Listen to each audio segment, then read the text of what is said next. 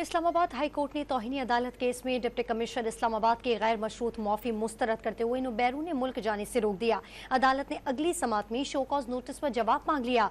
दूसरे केस में फैसला महफूज कर लिया गया, 1 मार्च को सुनाया जाएगा। समात के बाद मीडिया से गुफ्तगू में इरफान मेमन ने कहा कि उनकी आंखें और कान इंटेलिजेंस एजेंसियां हैं, सूरत हाल काबू रखने के लिए उनकी रिपोर्ट्स पर इकदाम करना होते हैं।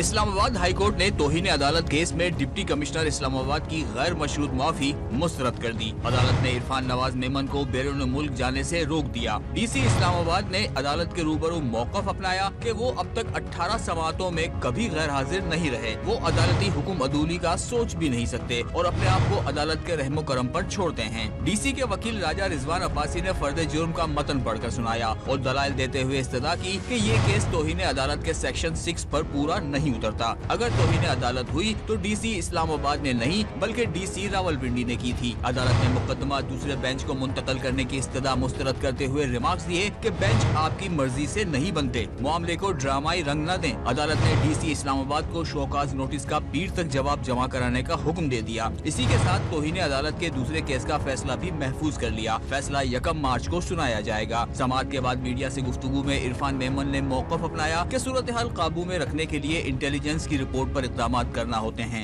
इंटेलिजेंस एजेंसीज हैं इस मुल्क में, जो मेरे कान और आंखें तो वही हैं।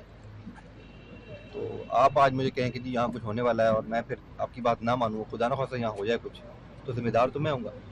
तो बहुत सारी चीज़ होती हैं जो प्रिवेंट करनी पड़ती है। इस्लामाबाद हाई कोर्ट ने पीटीआई रहनुमा शहरयार आफरीदी और शानदाना गुलजार की गैर कानूनी गिरफ्तारियों पर तौहीन अदालत केस में गुज़िश्ता रोज डीसी इस्लामाबाद के वारंट गिरफ्तारी जारी किए थे।